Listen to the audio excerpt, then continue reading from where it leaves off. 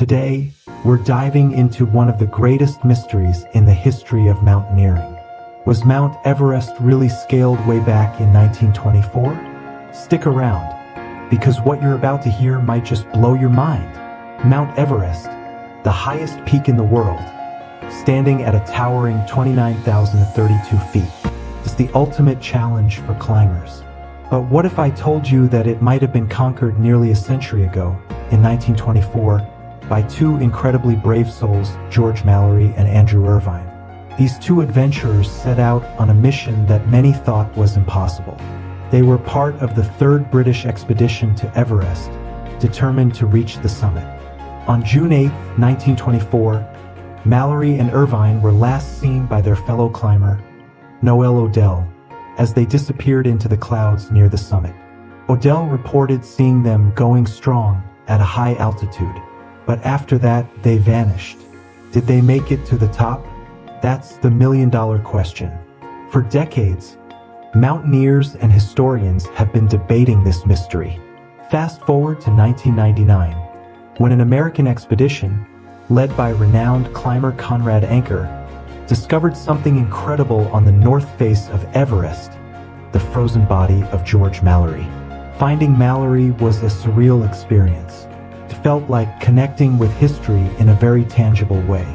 Mallory's body was remarkably well preserved, still wearing his 1920s climbing gear. But what about Irvine?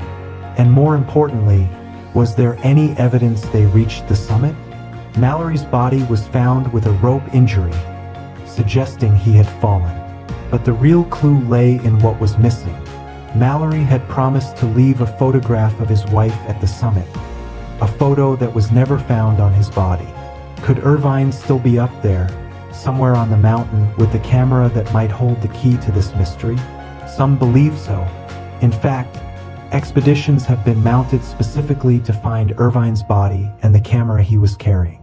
The idea that Irvine's camera could be up there, potentially proving they made it, is a tantalizing thought for many climbers. So, did Mallory and Irvine conquer Everest in 1924? The evidence remains elusive. What we do know is that their courage and determination paved the way for future climbers. They inspired generations to dream big and reach higher. In 1953, Sir Edmund Hillary and Tenzing Norgay finally reached the summit of Everest, officially marking the first confirmed ascent. But the mystery of Mallory and Irvine still captures our imagination. What do you think? Did they make it?